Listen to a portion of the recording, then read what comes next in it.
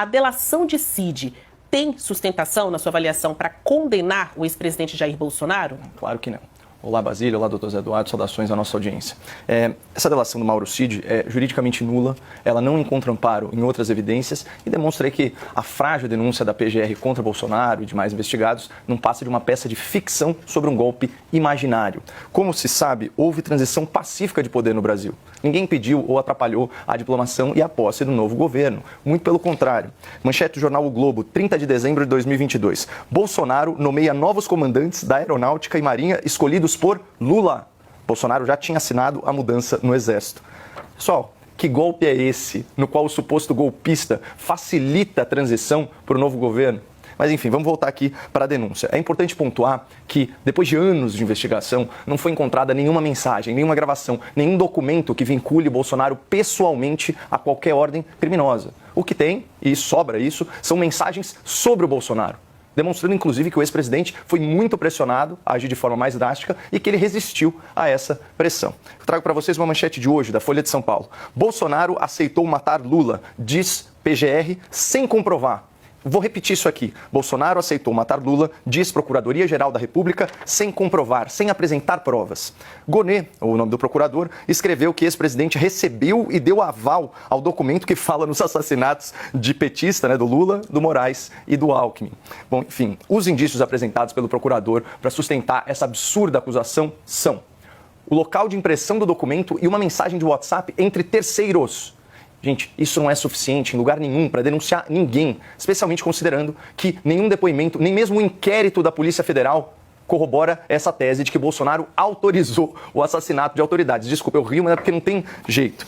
Aliás, o jornalista Cláudio Humberto, na sua coluna, fez um diagnóstico muito preciso das investigações que levaram a essa denúncia. Abro aspas aqui. O uso impressionante de expressões condicionantes revela uma certa insegurança sobre a narrativa oficial. Então, conforme a apuração dele, os termos hipótese ou hipotético aparecem 25 vezes. Possível e possibilidade aparecem quase 50 vezes. E o futuro do pretérito, pessoal, aparece mais de 100 vezes. É aquele famoso Bolsonaro teria, faria. Então, via de regra, o direito penal não pune esse tempo verbal. Mas, enfim, na ausência de provas substanciais para corroborar a narrativa de golpe, para incriminar o Bolsonaro e os seus aliados, a PGR construiu essas especulações, esses achismos, totalmente agarrada no depoimento do único delator do caso, o senhor Mauro Cid, antigo ajudante de ordens do ex-presidente Bolsonaro.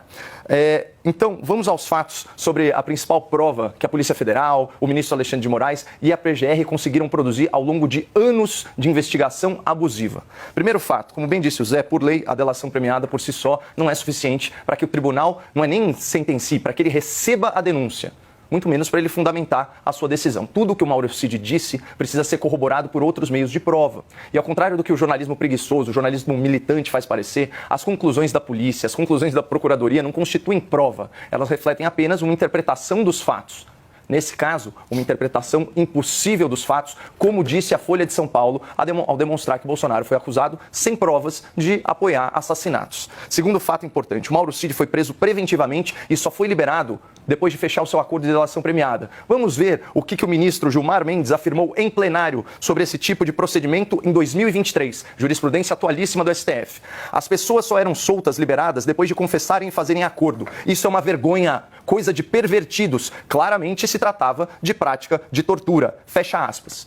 E aí, eu fico imaginando se o Gilmar Mendes se referiria ao ministro Alexandre de Moraes como um pervertido ou um torturador, fecha aspas. Especialmente considerando o terceiro e último fato, Basília. O Mauro Cid, como também apontou o doutor Zé Eduardo, mudou a sua versão dos fatos em múltiplas ocasiões e confidenciou a pessoas próximas que era ameaçado e constrangido para moldar o seu depoimento às narrativas das autoridades investigadoras. Isso veio a público em áudios vazados pela revista Veja. Eu vou ler um trecho de um só aqui. Eles queriam que eu falasse coisa que eu não sei, coisa que não aconteceu. Você pode falar o que quiser, eles não aceitavam, eles discutiam que a minha versão não era a verdadeira, que não podia ter sido assim, que eu estava mentindo. E aí, só para fechar, depois do vazamento desses áudios, o Moraes determinou mais uma vez, sem a devida justificativa, a prisão preventiva de Mauro Cid e o constrangeu a modificar seu depoimento. Tem um registro oficial disso, eu posso ler mais à frente no debate. Então, só para responder a pergunta, se é que já não está claro, essa delação só tem a força que os teóricos do golpe estão dispostos a dar para ela. Sozinha, para o direito, Basília, ela não para de pé.